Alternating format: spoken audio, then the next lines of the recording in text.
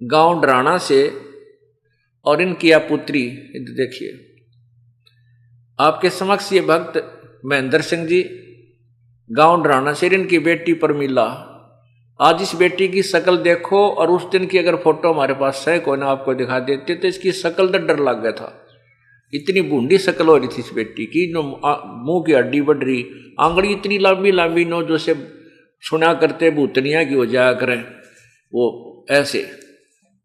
तो अब इस परिवार को जो परमात्मा ने राहत दी है, ये किस लिए दी है कि इनकी सच्ची श्रद्धा, सच्चा विश्वास परमात्मा में अटल श्रद्धा बनी रही।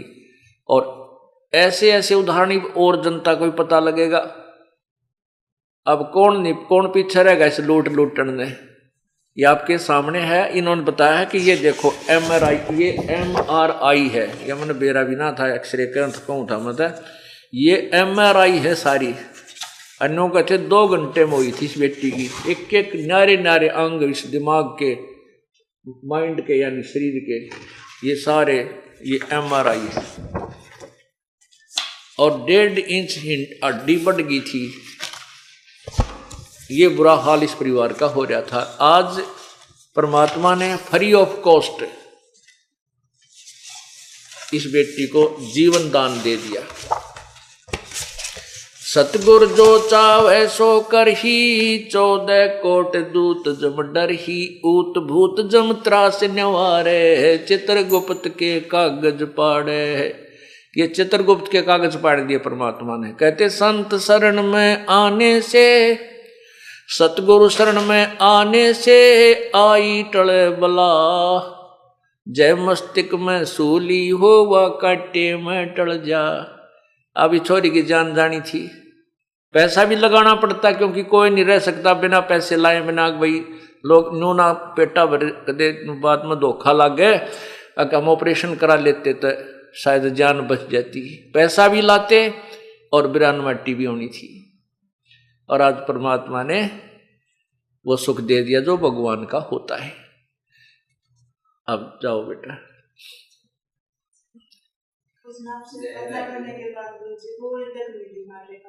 ले अब बता बेटी थोड़ी सी, हाँ बोल दे। अब ये बेटी क्या कहना चाहती है? सच है बेटा, बोल दे, यहीं से सुनेगा, आराम से बोल दे। ये नौका है बेटी के जिस दिन से आपसे प्रार्थना की थी उसके बाद हमने गोली भी नहीं लेनी पड़ी है, वह दवाई भी छोड़ दी है। बता बेटा। सिर के दर्द की भी गोली नहीं, उस दर्द की तो लेनी थी। ओए होए होए। उस दिन के बाद ना कोई गोली ना कोई ऑपरेशन, जब बगैर उस दिन आपकी दांत ना कोई दर्द है ना कुछ हो। और सोच भी आपके जो दांत गुरु जी सारी उतर गई, उतरना लगे। और सतगुरु देव की जय। इसे सुन मालिक अपने हमें दिए, मालिक इसे सिर्फ भी सुनियो मालिक। जय हो बंदी छोड़ की। अच्छा बेटा, जय हो बंदी छेड़ की, जय हो बंदी छेड़। और बेटा ये कहा जय बंदी छेड़, सब बंदी छोड़ कबीर साहब हैं। बंदी छोड़ भगत जी गल परमात्मा बंदी छोड़ कबीर साहब ने भाई आपकी सुनी है।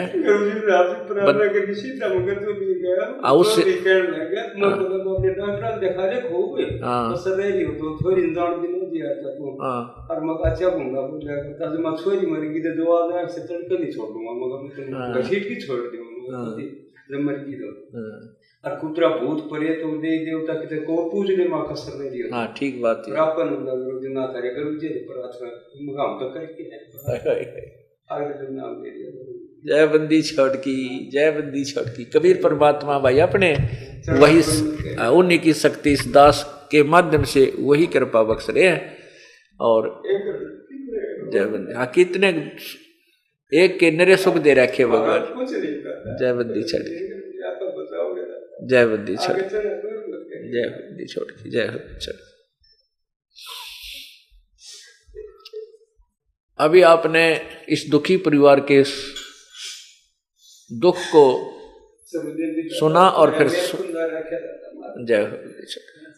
और आज इनको कितना सुख है, कितना आप खुशी के आंसू आज इनके मन में आज खुशी के आंसू रो रहे हैं और पहले दुख में दुख से टक्कर मार मार कर रो रहे थे। क्या होगा बेटी का, बड़ छोटे छोटे बच्चे, इनका क्या होगा। माता पिता ने नींद नहीं, घर ससुराल वाला ने नींद नहीं, और आज परमात्मा ने मेहर कर दी। बोलो बंदी छोड़ कबीर साहेब की जय।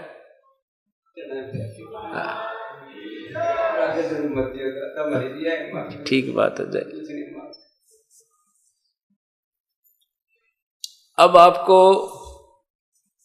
उस परमेश्वर की महिमा सुनाते हैं जो ऐसे सुख देता है, और वो स्वयं यहां आता है, अपनी महिमा आप ही बताता है। क्योंकि काल भगवान ने तो वो तत्व ज्ञान छुपा रखा होता है, वो तो उसने कति पृथ्वी से नाश कर दिया होता है। वो केवल दंत कथाओं पर आधारित करवा देता भक्त समाज को, और वो उसी के जाल में जन्मते मरते रहें, कष्ट पाते रहें, दुख पाते रहें।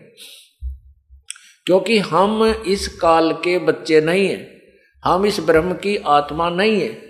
आत्मा अपने बच्चों का दुख माता पिता को ही होता है। हम कबीर परमात्मा के बच्चे हैं, हम कबीर परमात्मा की आत्मा हैं, और अपने पिता को ही दुख होता है अपने बच्चों का, वो जब दुखी देखता है।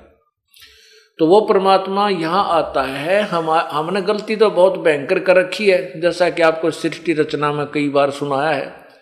तो फिर भी कहते हैं, एक हरियाणा में कहावत है कि माँ बाप बेटा बेटी तो हो जाते हैं विमुख, लेकिन माता पिता नहीं हो सकते। बेटा बेटी तो कुपात्र बन जाते हैं, लेकिन माता पिता फिर भी उनके सुख की कामना करते ही रहते हैं, उनको फिर भी लाइन पर लाने की चेष्टा करते हैं, शायद अब भी समझ जाए, अब भी सुधर जाए। इसी उद्देश्य से वो परमात्मा इस काल लोक में आता है, और काल लोक में वो कितना कष्ट उठाता है। एक तो आप देख रहे हो इस दास के साथ के खेचातानी कर रखी है इन नकली संतों ने, क्यों इनकी पोल खुल है। अभी मुश्किल माच रही है, थारी रोटी गई, जयु ज्ञान तुम्हारे अज्ञान का पता लग गया तो है, लेकिन ये कब तक छुपावेंगे। ये तो बात बिगड़ ली इनकी, ये राजी खुशी सरेंडर कर देंगे तो बढ़िया रहेंगे, नहीं तो जनता इन गली में नहीं निकलन देगी जब सच्चे ज्ञान का पता लगेगा, और उनके द्वारा दिए गए अज्ञान से वो परिचित हो जाएंगे।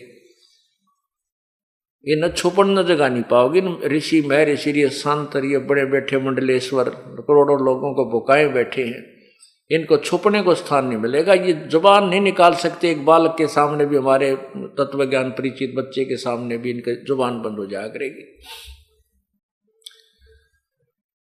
और ये पूरे विश्व में, अपने हिंदुस्तान भारत का पूरे विश्व में बोलबाला होगा, क्योंकि पहले ये यहीं शुरू होगा। इसके बाद फिर परदेसी लोग भी बहुत अच्छी तरह समझेंगे, क्योंकि हम एक ही पिता की संतान हैं। पूरे विश्व में एक बार लहर अच्छी आएगी। अगर ऐसा नहीं हुआ तो कुछ, अब देखो क्या हालत हो रही है। हम अपने जीवन में छोटे छोटे थे, उस समय जो आपस में प्यार था, बाण भाई की बेटी, बाण बेटियों की इज्जत थी, शर्म लिहाज थी, कति नाश हो गया है। पैसा पैसा दिखाई देता, बेशर्मी की हद हो चुकी है। कत्लेआम होने लग गए हैं, पैसे के लिए ना बेरा कितने डाके पड़ते हैं, मार दिए जाते हैं। 10-20 हज़ार के लिए आदमी को आदमी मार देता है। तो ये और 10-20-50 साल में तो सरेआम गलियों में निकलना मुश्किल हो जाएगा, ऐसी हालत हो जाएगी। लेकिन अब ये ज्ञान एक बार फैलेगा, फिर एक बार फिर स्थिति सेट हो जाएगी। कई हजारों वर्षों तक फिर ये नॉर्मल स्थिति रहेगी। भगवान की भक्ति करा करेंगे, भगवान से डरा करेंगे, और परमात्मा फिर हमारे भंडार भरा करेगा, ऐसे ऐसे दुख दूर कर देगा। हम गलती कर भी नहीं सकते, चाहे भूखे बैठ जावा, चाहे हम किसी से, चाहे हम कोई सुविधा में मिले या ना मिले, भगवान से डरा करेंगे। तो वो परमात्मा आकर के अपने तत्व ज्ञान और साथ में अपने वाली शक्ति को यहां प्रकट करता है। आपने रात्रि में सुना था, एक सुपथ सुदर्शन था, जिसने पांडवों के अश्वमेध यज्ञ में शंख को बजाया था अपनी भक्ति शक्ति तक, और तब पांडवों की यज्ञ संपूर्ण हुई थी।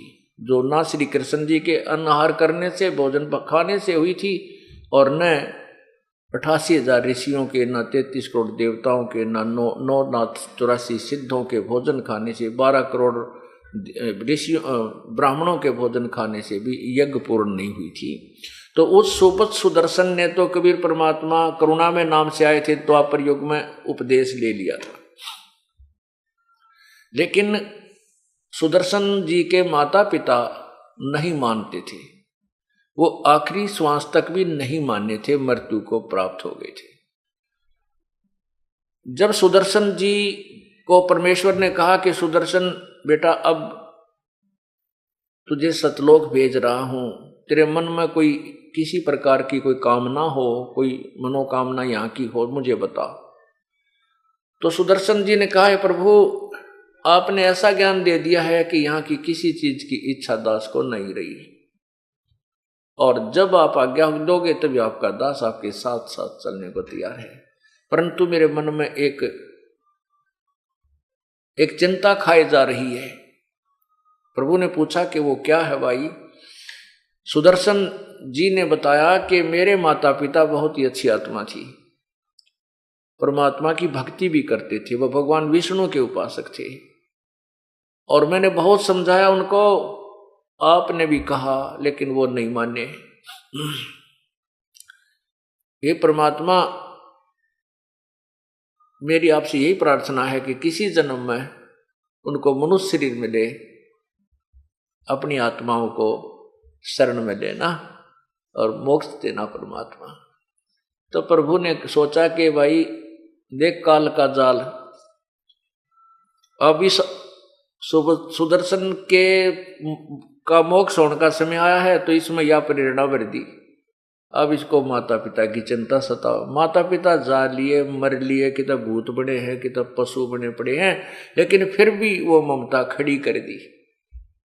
इच्छा दासी संत, इच्छा दासी काले की, या खड़ी रहे दरबार। कहते हैं कि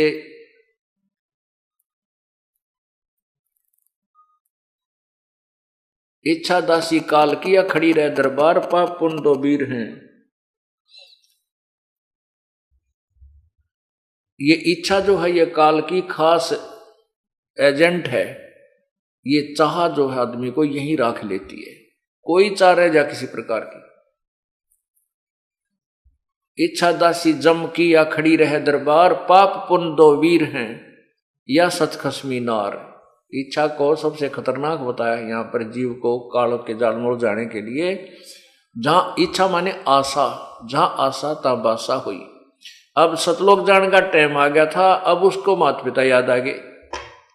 अब आशा होगी ना, अब जहां वो उसके माता पिता को जन्म था, अगर परमात्मा ना पूछते उससे, तो उसके मन में तो अरे बीमारी थी ये, तो वहां वो भी ले डूबती, उसने जन्म उसका होता, और माता पिता के पास के मेरा कौन सी दुनिया में वो थे वहीं काल भेज देता, ले भाई तेरी माता पिता है तो मिलना चाहता है, तो उसकी अच्छा आशा है।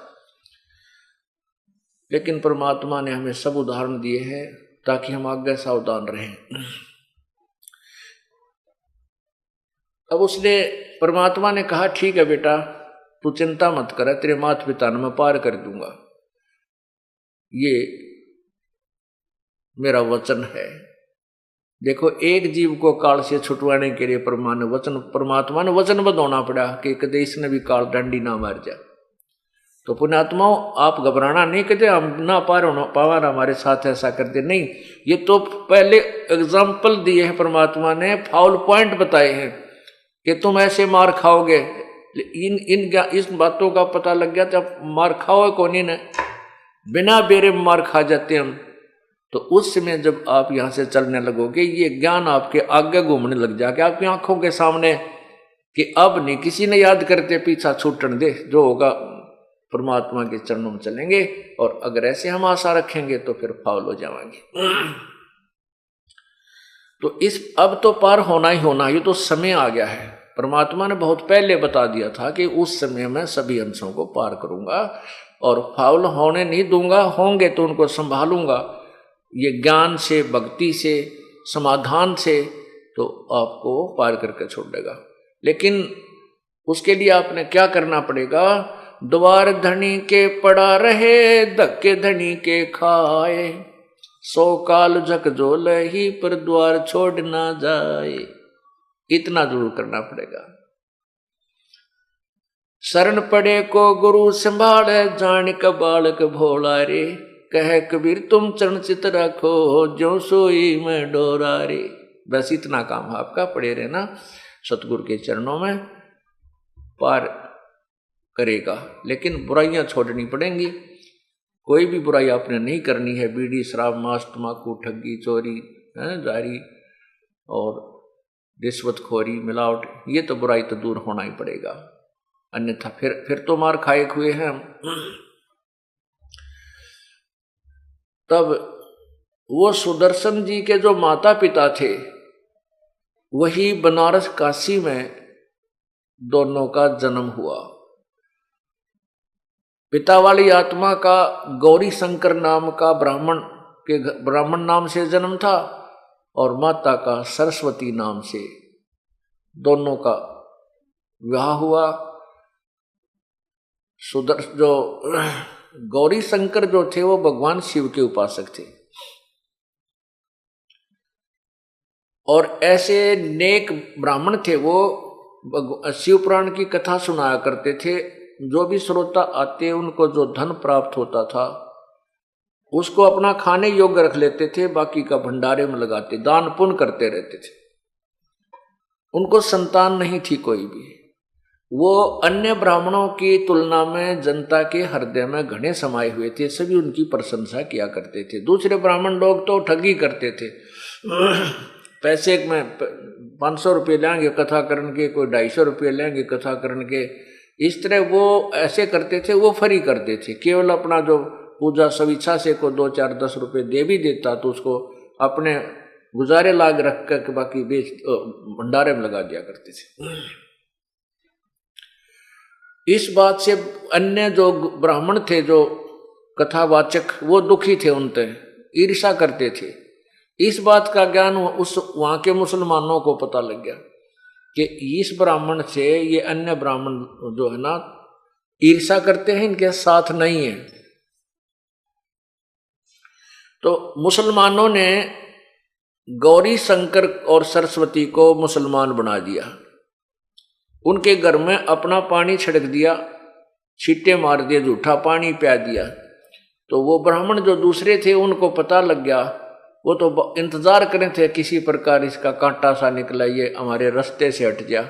उन्होंने शोर मचा दिया, डंडोरा बुनादी कर दी कि गौरी शंकर मुसलमान बन गया है, उसको जाति से डाल दिया है, उसका गंगा में स्नान करना बंद है क्योंकि वो मुसलमान हो गया है। अब वो विवश हो गया, चारों तरफ से भाईचारे ने उसको घर से अलग कर दिया। उसका नाम नीरू अली रख दिया, नूर अली, उसको नीरू कहने लगे, नूर अली को। और नीमा, वो जो सरस्वती थी, उसका नाम नियामत अर्थात नीमा कही जाने लगी, उसका नाम नीमा रख दिया।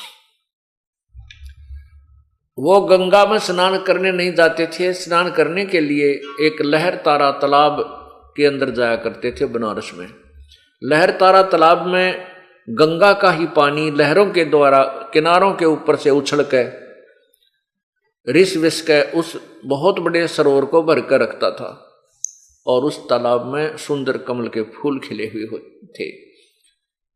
वो नीरू नीमा के निवास से लगभग 3 किलोमीटर दूर था। एक उसमें जंगल सा होता था। वहीं पर एक बहुत से ऋषि जन भी उसमें स्नान करने जाते थे। उनमें से एक अष्टानंद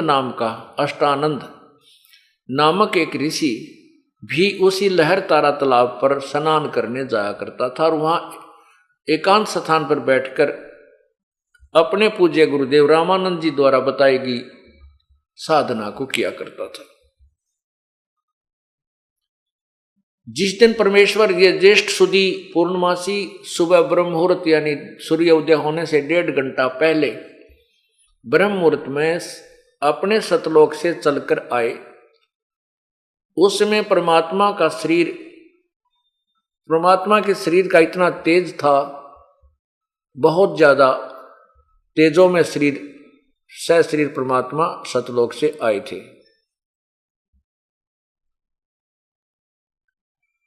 उसमें अष्टानंद जी जो ऋषि थे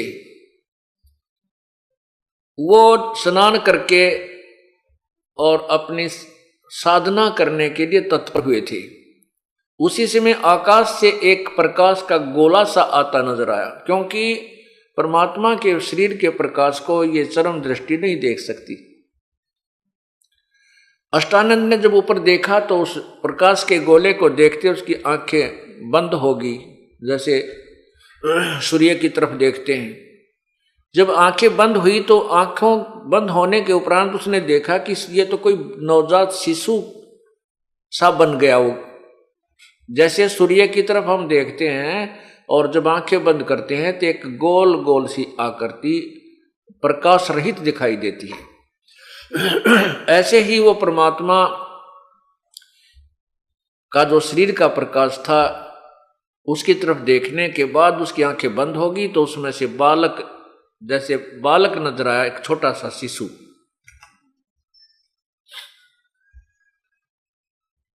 उसने दूसरी बार जब आंख खोली तो उस समय वो प्रकाश का गोला लहर तारा तालाब के एक कोने में आकर सिमट गया था।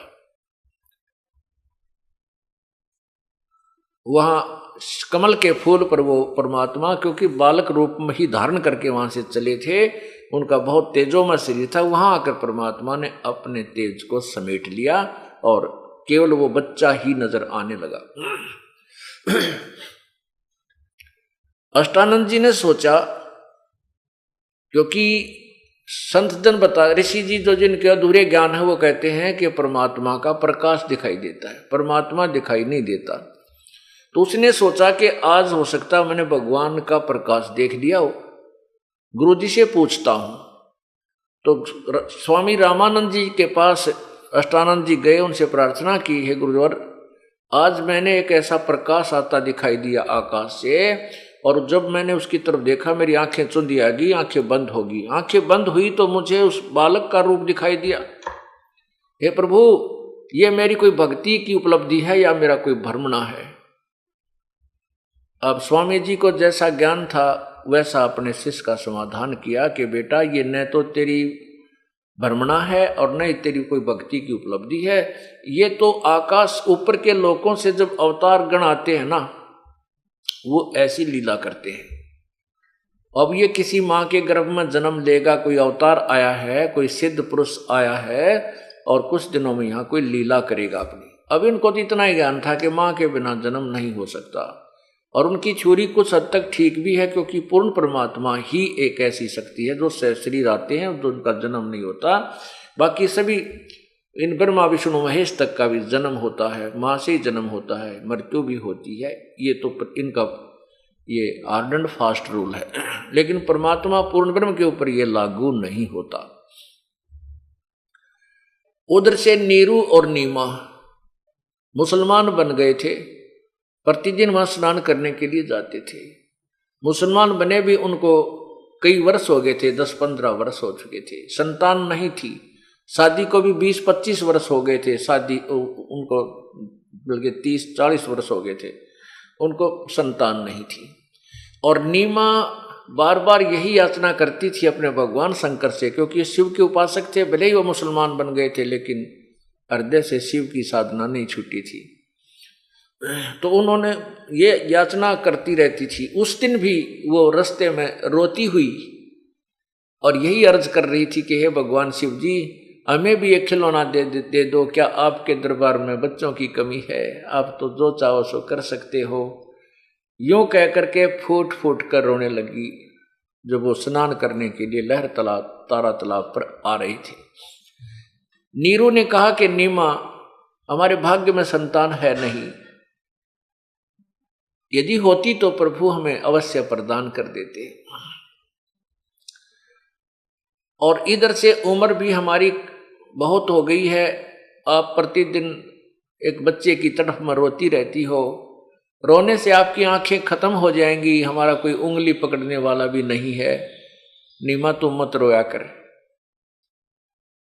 ऐसे कहते विचार देते करते हुए एक दूसरे को सांत्वना देते हुए वो लहरतारा तालाब पर पहुंच गए। लहरतारा तालाब पर जब पहुंचे तो नीमा ने पहले स्नान किया। नीरू बाहर खड़ा रहा तालाब के किनारे पर। जब नीमा स्नान करके बाहर आ गई तो नीरू स्नान करने के लिए प्रवेश कर गया तालाब में। अब नीमा जिस वस्त्र को बांधकर पहनकर स्नान किया था उसको धोने के लिए पुनः उस सरोवर के किनारे गई कपड़ा धोने के लिए। तो उसने क्या देखा कि कमल के फूल के ऊपर कोई चीज हिल रही है, कोई वस्तु हिल रही है जैसे सर्प हो। परमात्मा क्या कर रहे थे कि एक नवजात शिशु के रूप में थे, बालक के रूप में, और एक पैर के अंगूठे को मुंह में चूस रहे थे, एक पैर के अंगूठे को, एक पैर को हिला रहे थे ऐसे।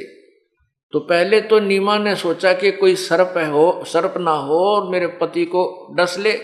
फिर जब ध्यान से देखा तो देखा उसमें तो बच्चा है, नवजात शिशु है। अपने पति को आवाज लगाई कि देखियो जी, देखियो जी, बच्चा जल में डूबेगा, बच्चा कमल के फूल पर ये पानी में डूबेगा, इसको उठाकर लाना, कृपा कीजिए। अब नीरू स्नान कर रहा था, ऐसे डुबकी लगा रहा था और कहने लगा, नीमा तू पागल हो ली कती, कितनी बार तुझे मना किया कि छोड़ दे इस बैम को, हमारे भाग्य में संतान नहीं है, भगवान कहाँ से देगा। अब तुझे पानी में भी बच्चे नजर आने लगे तो मेंटल होएगी। अब नीमा कहती है, फिर जोर से कसक से कहा कि मैं सच्ची कह रही हूं, देखो तो एक बार, देखो इधर। अब जिधर वो हाथ कर रही थी, संकेत कर रही थी, अब नीरू ने भी विवश होकर देखा तो सामने थोड़ी सी दूरी पर वो बालक कमल के फूल पर विराजमान था। अब नीरू ने आओ देखा ना ताओ देखा, कमल के फूल समेत उस फूल को भी तोड़कर साथ उठा लिया और नीमा को बच्चा थमा दिया। अब नीमा ने ओए होए जैसे निर्धन को धन पा जा और सर्प को मिल जा मणि, ऐसे उस माई ने पहले तो एक बच्चे का भाव कितना था, फिर एक सुंदर बालक, रो भी परमात्मा, ओए होए, जिसको ऋषि मुनि ढूंढ ढूंढ कर चले गए हैं, उनको नहीं प्राप्त हुए, और वो भगवान कितने दयालु हैं, अपनी पुण्यात्मा के पास स्वयं चलकर आ गए। अब जिस परमात्मा का नाम लेने आंखें बरहती हैं और कंठ भर जाता है उसके गुणों को सुनकर, जैसा भी आपने देखा एक बहन की जीवन दान दिया उस कबीर भगवान ने, और वो परमात्मा और किसी आत्मा के सीने से लगा हो, ओए होए, अब उस आनंद को जो उस बहन को प्राप्त हुआ है हम तो एस्टिमेट नहीं लगा सकते उसका। जिस परमात्मा के नामते शांति हो, आत्मा गद गद हो, प्रेम में आंखें आंसू आ जाती हैं, और वो परमात्मा, वो पूर्ण ब्रह्म एक माई के सीने से लगा हुआ बेटे के रूप में। पहले तो भगवान में वैसे ही प्यार गणा उसे, और बेटे और डबल रोल हो गया, बेटा भी साथ हो गया तो और कहना है कि और अधिक प्रिय बन गया। अब वो नीमा इतनी खुशी मना रही थी उस बच्चे का, कदे मुंह चूमे, कदे सीने से लावे, फिर उसकी तरफ बार बार देखे, उसे अर्थात उसे खूब लाड कर रही है जैसे माँ करती है अपने बेटे के। इतने में नीरू स्नान करके बाहर आया तो उसने विचार किया कि इस लड़के को यदि हम घर ले जाएंगे तो नगर के लोग हमारे पीछे पड़ जाएंगे और कहेंगे तुम किसी का चुरा के लाए हो, तुम्हारे तो कोई संतान थी नहीं, तुम कहाँ से लाए हो, बताओ हमें। हम कहेंगे कमल के फूल पर पाया मिला है तो कति झूठे बताओगे कि देखो झूठो, कमल के फूल पर बच्चा कभी स्थिर रह ही नहीं सकता। पहले तो हमें हिंदू से मुसलमान बना डाला, अब हो सकता हमें ये नगर निकाला दे दें, ये नगरी से ना निकाल दें और बच्चे को भी छीन लेंगे। इस दृष्टिकोण से उसने अपनी पत्नी नीमा को समझाया कि नीमा इस बच्चे को यहीं रख दे, हम नहीं लेकर चलेंगे। नीमा कहने लगी, इस बच्चे के बिना मैं जीवित नहीं रह सकती, ना जाने इसने मेरे ऊपर के जादू कर दिया, मेरी जान जा सकती है, ये बच्चा मेरे से कोई ले नहीं सकता, मैं इसको छोड़ नहीं सकती। अब नीरू ने उसको समझाया कि देखो ऐसे ऐसे बात बनेगी, ना तो बच्चा रहेगा और हमें देश निकाला भी मिल जाएगा। लेकिन नीमा नहीं मानी, कहने लगी मैं इस बच्चे के साथ भीख मांग के खा लूंगी, पर बालक न छोड़ू नहीं, या नहीं छोड़ सकती। फिर माई में, बहन में एक दया गणी होती है, और नवजात बालक तचे किस्से का भी देख ले, उससे को प्यार देती है। और फिर वो तो एक परमात्मा आए थे। तो नीरू की बात की जब अवहेलना कर दी नीमा ने, पहली बार जिंदगी में अपनी पत्नी की तरफ उसने हाथ उठाया था, थप्पड़ उठा के कहने लगा कि नीमा तू घनी अनाड़ी हो गई है, जिद्दी हो गई है, मैंने आज तक तेरी किसी बात को नहीं मना किया था, क्योंकि इसलिए कि आपके संतान नहीं है और मैंने तुझे हर तरह से खुश रखने की चेष्टा की, तेरी प्रत्येक जिद को मैंने सहन किया, इस कारण से तू जिद्दी बन गई है, आज आगा पीछा कुछ नहीं देख रही है, रख दे इस बच्चे को, ये नहीं तेरा थप्पड़ मारूंगा। अब जो ही उसने ऐसा हाथ किया, आगे को चला, तो परमात्मा नवजात शिशु रूप में कबीर परमेश्वर बोले कि नीरू, ए नूर अली, तू मुझे अपने घर ले चल, तेरे पर कोई आपत्ति नहीं आवेगी। इतना कहते ही वो घबरा गया कि छोटा सा बालक बोल पड़ा, कहीं ये फरिश्ता ना हो, कोई सिद्ध पुरुष ना हो, तुझे कोई श्राप ना दे दे। नू डर गया और चुप करके अपनी पत्नी के साथ साथ हो दिया। घर पे ले आए। अब घर पे लड़का आते ही नगर उस कॉलोनी में रोला पड़ गया। पूरी काशी में जो है ना, सारे देखने चल पड़े, इतना सुंदर बालक, कति जमा इतना सुंदर बालक दयाशक देखा है को नहीं, इतनी रौनक है उसके चेहरे पे, तो जो भी देखा वो ठगा सा रह जावे। इतना सुंदर बालक, कोई कह ब्रह्मा है, कोई कह विष्णु है, कोई कह शिव जी का अवतार है, कोई कहे ये देवता आया है, कोई कहे इंद्र ही प्रकट हो गया है, इनका इंद्र ही आया है, और ऊपर देवता कहते हैं हम तो है नहीं भाई, कि वो किसी और ही लोक से आया है। अब कुछ दिन के बाद काजी आगे नाम धरने के लिए, काजी आगे नाम रखने के लिए, बच्चे का नामांकन करने के लिए, वो कैसे नामांकन करते हैं कि उनकी एक कुरान शरीफ होती है। एक कुरान शरीफ है पुस्तक, उसको वो खोलते हैं।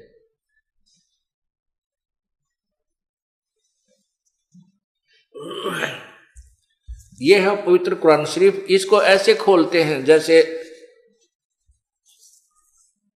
नाम रखने के लिए कहीं से खोल देते हैं। जो भी अक्षर पहला होता है उसी के नाम पे वो बच्चे का नाम रखते हैं, उस अक्षर के हिसाब से। तो उन्होंने खोला तो वो सूरत फुरकानी नंबर 25 में कबीर शब्द लिखा था।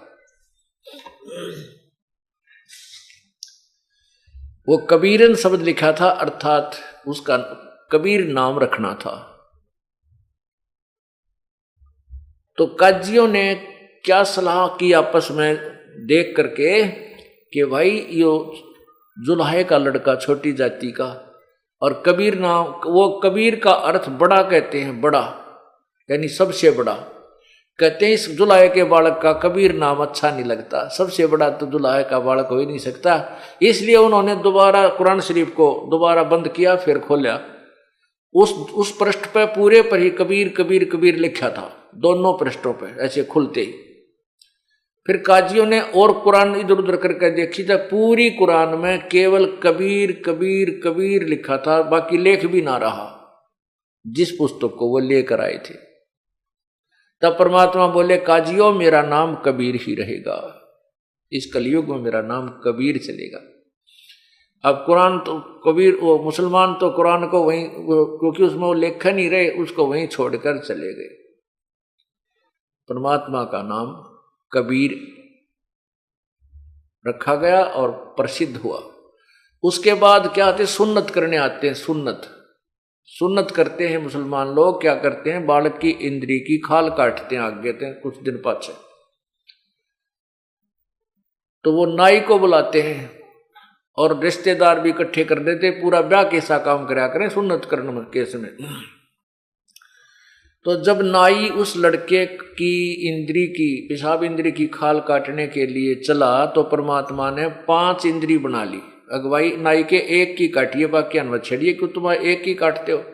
नाई का तो बुखार चढ़ गया, गेर के कैंचीर बाज लिया, भाग गया। उसका तो कई दिन में बुखार उतरा, तो वो कहने लगा मेरे बस की बात नहीं। फिर वो और भी 1-2 जाकर देखा, उनने भी यही देखा। जब वो नीरू नीमा को बुला कर लाए, तो नीरू नीमा आए तो लड़का सामान्य था, 5 इंद्रियां नहीं थी। तो नीरू कहती है, नीमा कहती है, तुम मेरे बच्चे को गणा बदनाम मत करो, इतनी झूठ ना बोला करो, देखियो मेरा बालक तो ठीक ठाक है। नाई भाग गया, बोड़ के नहीं आया। परमात्मा ने सुन्नत नहीं करवाई।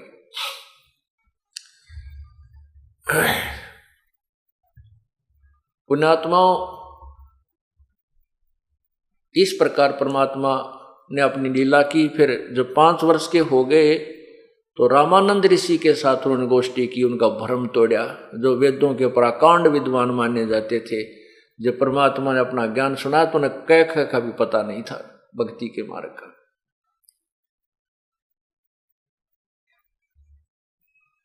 ये पूर्ण परमात्मा कबीर बंदी छोड़ प्रत्येक युग में आते हैं। अब आपको गरीबदास परमेश्वर, आदरणीय गरीबदास साहिब जी द्वारा परमेश्वर कबीर साहिब की जो लीला से परिचित होने के उपरांत जो ज्ञान सुनाया था, वो कहा था, वो कुछ वाणी सुनाता हूं। उसके बाद फिर आपको एक और अनमोल, एक अद्वितीय परमात्मा का जो चमत्कार जिसको कहते हैं, वो अभी सुनाएंगे और उनको आपके सामने पर खड़े दिखाएंगे। जो भगवान काम किया करते हैं, जहां परमात्मा का रोल आता है, वहां परमात्मा अपने काम को पक्का करता है, वो अभी सुनाएंगे। पहले ये अमृतवाणी सुनाता हूं। 84 बंधन कटे वो कीनी कल्प कबीर, भवन चतुर्दश लोक सब टूटे जम जंजीर। अनंत कोट ब्रह्मंड में बंदी छोड़ कहाय, सो तो एक कबीर है जननी जनान माए।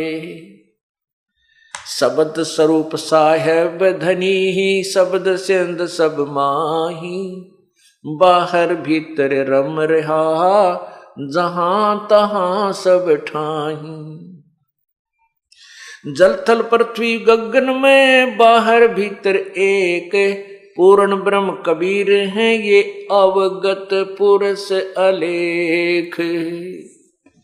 सेवक होके अवतरे, सेवक होके उतरे, इस पृथ्वी माही। जीव उदाहरण जगत गुरु हो, बार बार बलि जाऊं।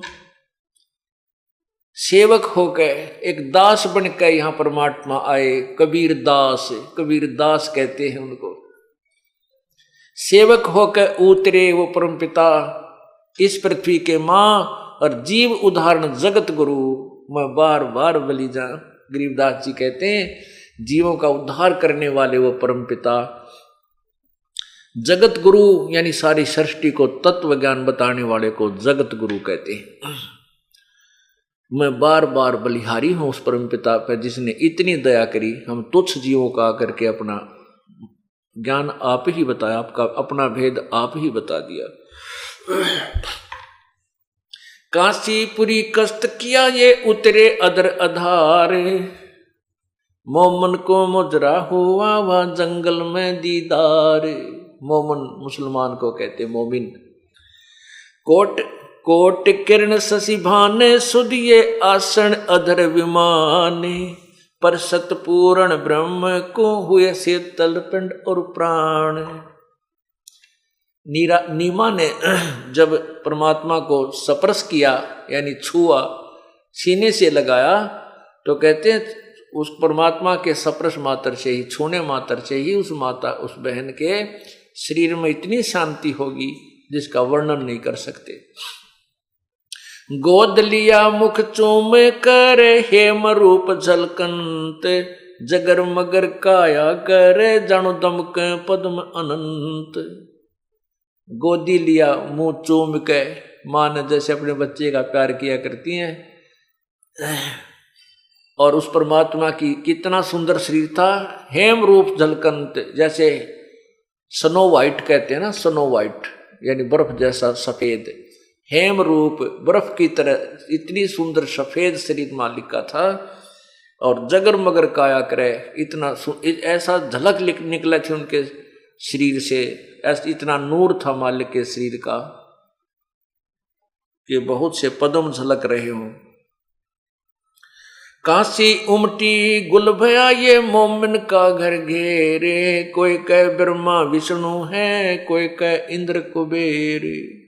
कोई तो कहीं ब्रह्मा विष्णु महेश है, कोई कहीं इंद्र है, कोई कह कुबेर दिखा है हमने तो, कोई कह ये इंद्र आया है, कोई कह वरुण धर्मराय है, कोई कहत ईश 16 कला सुभान गति, कोई कह जगदीश।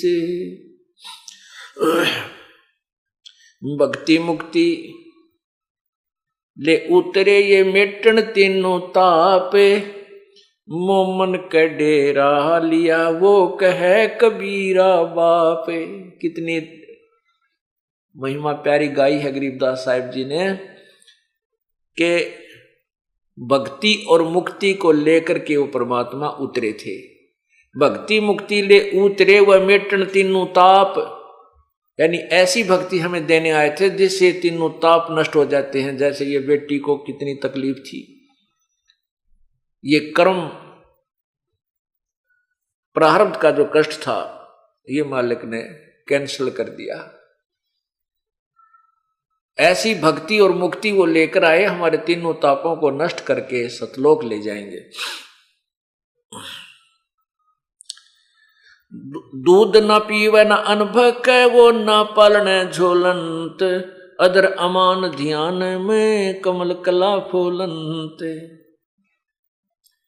अब और थोड़ी सी एक कथा रहती है कि परमात्मा ने दूध नहीं पिया, 25 दिन हो गए, ना अन्न खावे ना दूध पीवे। अब निम्मा दुखी होगी, ए भगवान अब ये बच्चा मरेगा, क्योंकि बच्चा 1 2 दिन 4 दिन दूध ना पीवा तो फिर तो यही उम्मीद हो जाती है तो खत्म हो जाएगा। पूरी कोशिश कर ली, अंदर दूध नहीं जान दे किसी प्रकार भी। अब वो निम्मा फिर रोवे रोवे।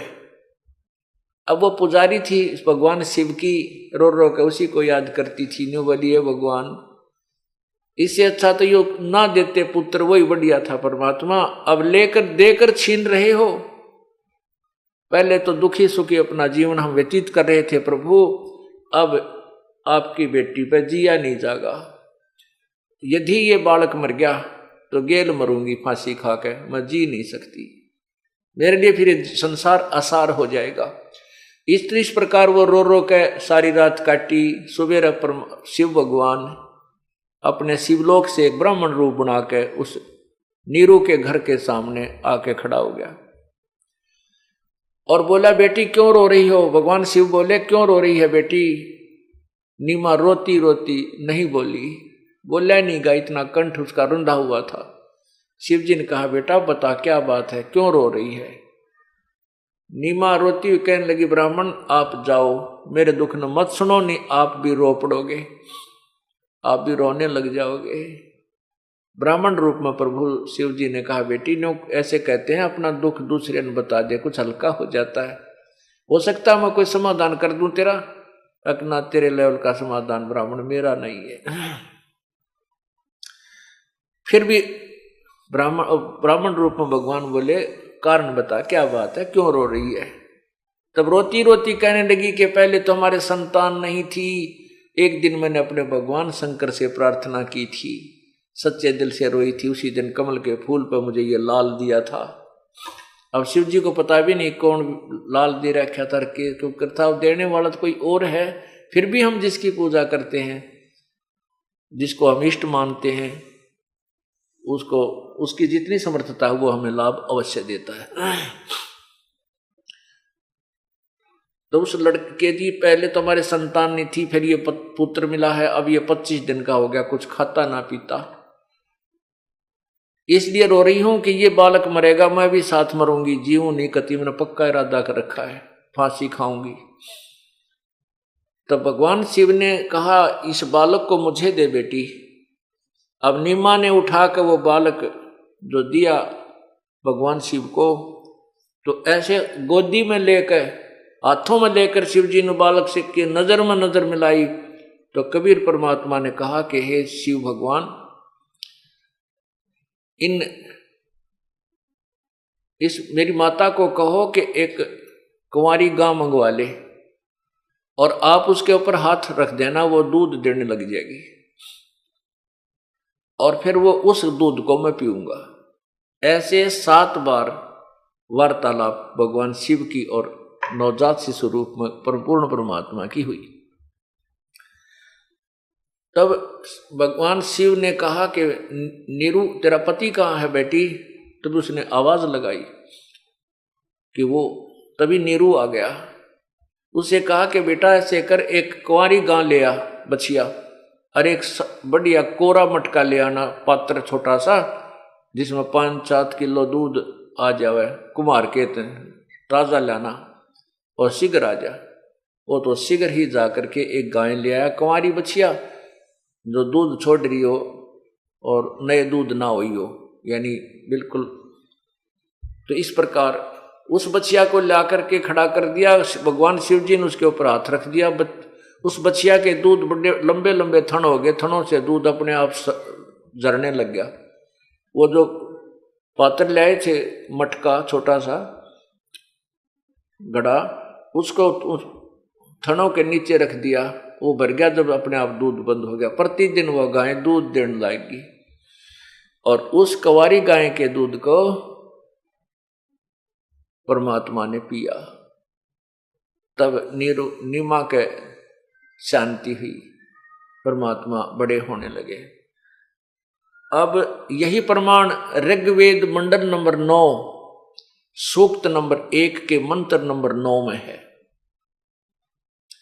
उसमें क्या लिखा है कि वो शिशु रूप में प्रकट परमात्मा को जब वो प्रकट होता है पूर्ण ब्रह्म, तो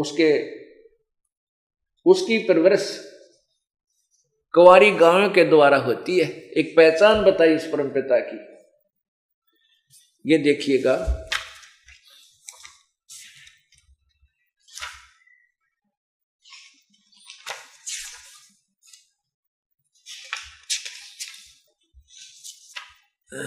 ये देखो, इन अनुवादकर्ताओं ने अनुवाद नहीं करना आया, फिर भी सच्चाई को दबा नहीं पाए। ये है ऋग्वेद 9-10 मंडल। यहां देखना, इधर ऋग्वेद मंडल नंबर 9 सूक्त नंबर 1 का ये मंत्र नंबर नीचे देखना, 9, ये 9 है। इसमें लिखा है कि इमम माने उस, सोमम माने सोम स्वभाव वाले श्रद्धालु पुरुष। यहां लिखना था उस सत्पुरुष को, पूर्ण परमात्मा को।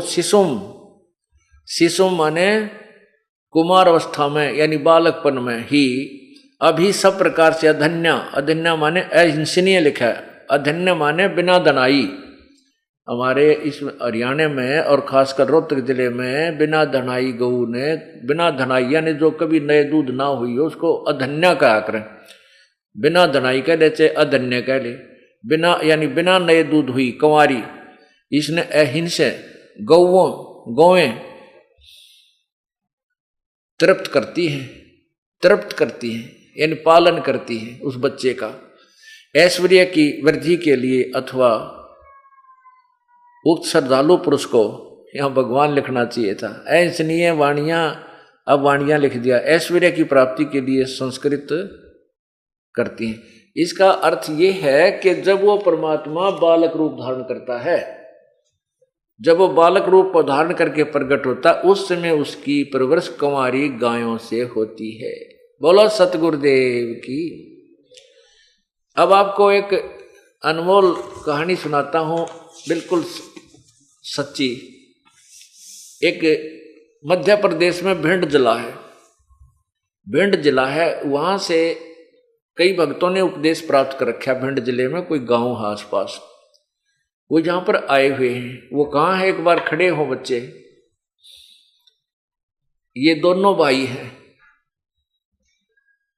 इनकी कथा सुनाता हूं। तुम आगे आ जाओ बेटा, यहां आ जाओ मेरे पास एक बार, पढ़ के मैं सुनाता हूं। सामने ये खड़े, इनके पिताजी भी आए हुए हैं, इनके पिताजी भी आए हुए हैं क्या यहां पर? उनको भी बुला लो आगे को।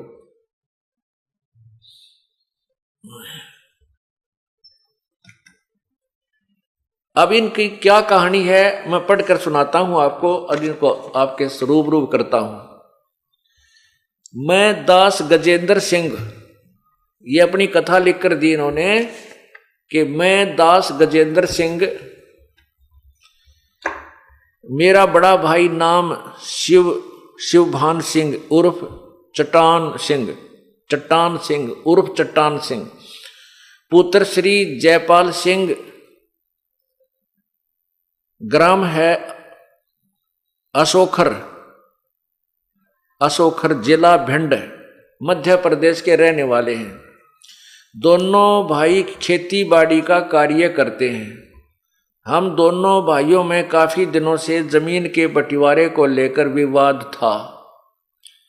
उसी के चलते दिनांक 12/6/2008 को समय सुबह 6 बजे बड़ा भाई बंदूक लेकर आ गया।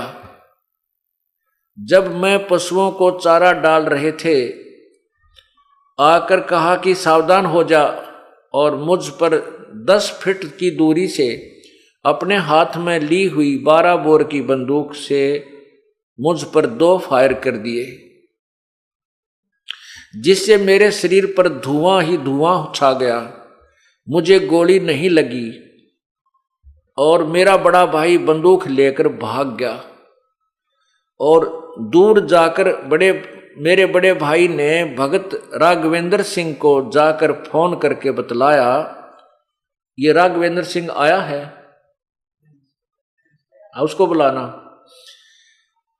फोन करके जाकर बताया कि जब मैंने गोली चलाई तो मुझे सामने सतगुरु रामपाल जी महाराज ने अपने हाथों में, जब मैंने गोली चलाई तो सामने सतगुरु रामपाल जी महाराज ने अपने हाथों में स्वयं गोली लेते हुए,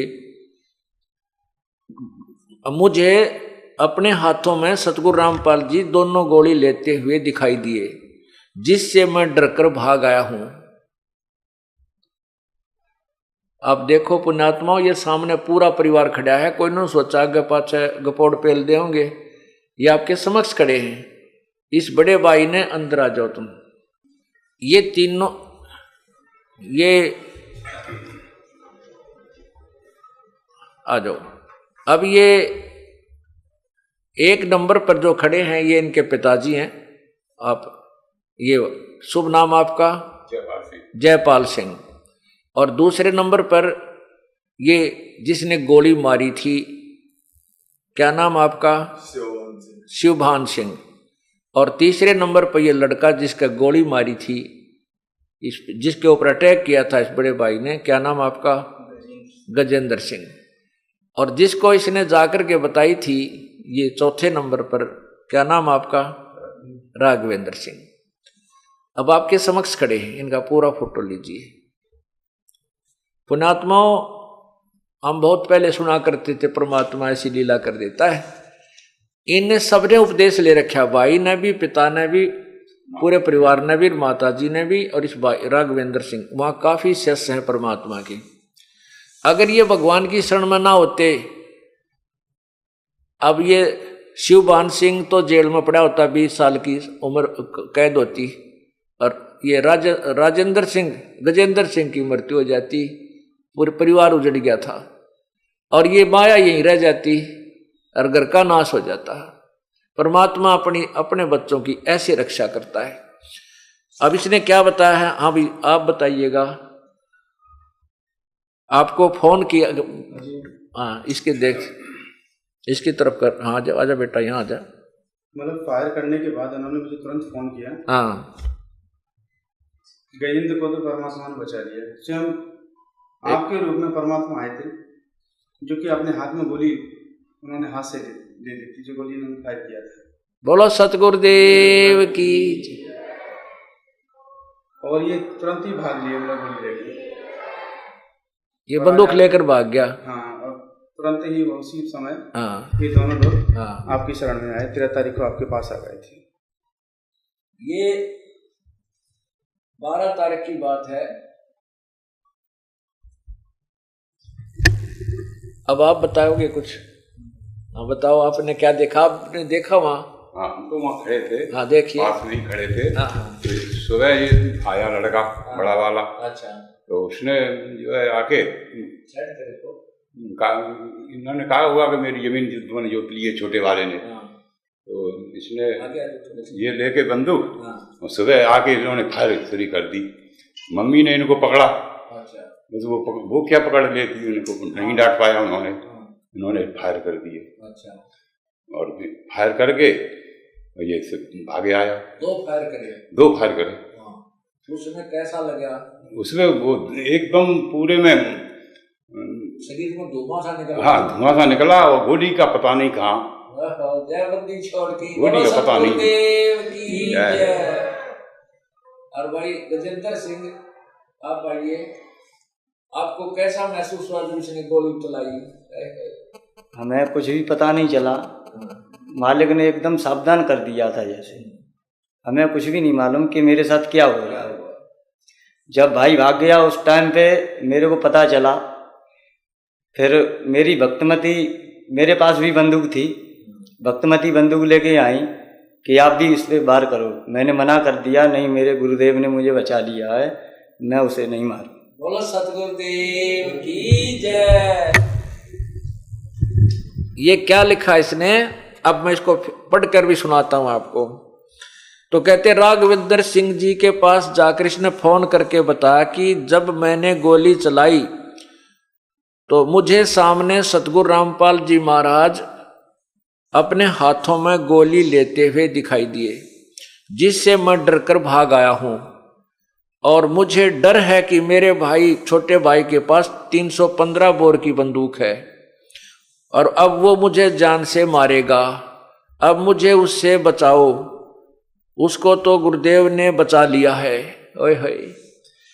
हम दोनों भाई 5 मई 2008 को प्रथम नाम लेकर गए थे। ये दास जब आया 30 अप्रैल को, तो ये 5 मई को नाम लेकर गए थे दोनों भाई। और देख काल ने 1 महीने के बाद ही के जुल्म करना था। ये होना था इनके घर में, ये इनके ना बीतनी थी, इनका नाश होना था। और परमात्मा के चरण में आगे तैनो के नो बसे रह गए। संत शरण में, सतगुरु शरण में आने से आई टले बला, जय मस्तक में सूड़ी हो व कांटे में टल जा। अब इनकी मौत होनी थी, विनाश होना था इस परिवार का। और परमात्मा ने अपने बालक न्यो के नो राख लिए, जैसे टटीरी के अंडे रखे थे महाभारत के युद्ध में। बोलो सतगुरुदेव। अब यह क्या कहते हैं कि हम दोनों भाई 5 मई 2008 को प्रथम नाम लेकर गए थे। इस पर मैंने गजेंद्र दास ने कहा कि जब गुरुदेव ने मुझे बचा लिया है तो मैं उसको नहीं मारूंगा। इस घटना के बाद हम दोनों भाई गुरुदेव के पास आश्रम में बरवाड़ा पहुंचे और आप बीती बताई। गुरुदेव का बहुत बहुत धन्यवाद किया कि आपने बहुत बड़ी दुर्घटना से हमें बचा लिया। आपके सदा आभारी एवं ऋणी रहेंगे। आपकी आज्ञा में रहकर भक्ति करेंगे। मैं आसपास कभी, हम आपस में कभी झगड़ा नहीं करेंगे। बोलो सतगुरुदेव की। अब देखो इन्होंने, मैंने कहा बेटा एक थोड़ी सी जमीन का झगड़ा तुम्हारा, तुम मर जाते, तेरी यो मर जाता, तेरी कैद हो जाती, जमीन का क्या करते तुम? दे दे अपने भाई को वापस। इसने उसी समय कह दिया गुरुदेव आज से दे दी, मैं इस जमीन को नहीं रखूंगा। बोलो सतगुरुदेव की। और भाई नो कहते हैं जो गुरु वचन पर डट गए कट गए फन 84 के, भाई जो गुरु वचन पर डट गए कट गए फन 84 के। बोलो सतगुरुदेव की जय। सत साहिब। वाह भाई वाह।